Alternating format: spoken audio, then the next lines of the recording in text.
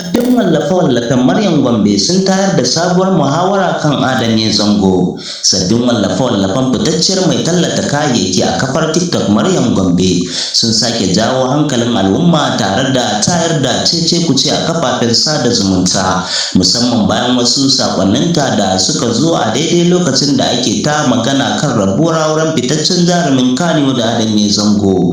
Maryam Gombe ta shahara ne wajen tallata kayayyaki a TikTok, inda take bayyana cikin kamala sanye da dogayen hijabai.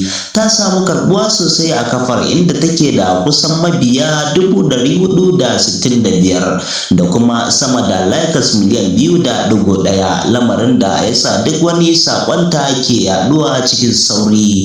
Lamarin ya fara daukar hankali ne bayan ta wallafa sakon da mutane da dama suka fassara a matsayin jaje ga jarumi Adame Zango kan rabuwar aurensa.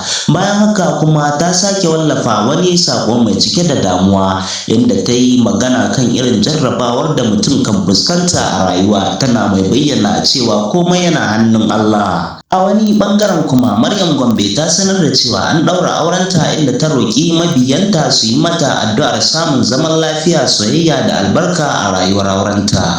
Abin da ya fi daukar hankalin jama'a shine yadda ta yi amfani da kalmar Baba Ado a cikin ɗaya daga cikin sakonninta, ko da yake bata fito ta bayyana cewa Adame Zango take nufi ba.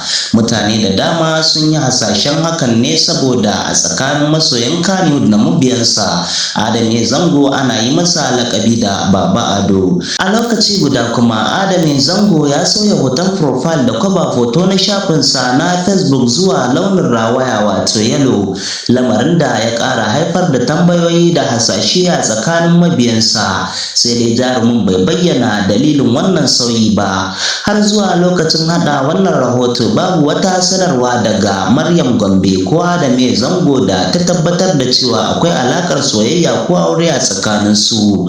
Haka kuma babu wata hujja da ke nuna cewa auren da Maryam ta sanar yana da alaka da jarumin. Don haka duk abin da ake ta yadawa a kafafen sada zumunta ya tsaya ne a matsayin hasashe da ra'ayoyin jama'a, ba tare da tabbaci daga bangarorin da abin ya shafa ba.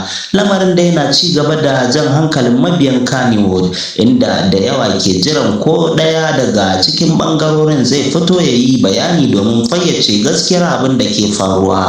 Ku ci gaba da kasancewa tare da tashar Fagen Labarai domin samun sahihan labarai, ingantattun bayanai da rahotanni cikin gaggawa. Kada ku manta ku danna maballin subscribe, sannan ku kunna ƙararrawa domin kada ku rasa sabbin rahotanninmu.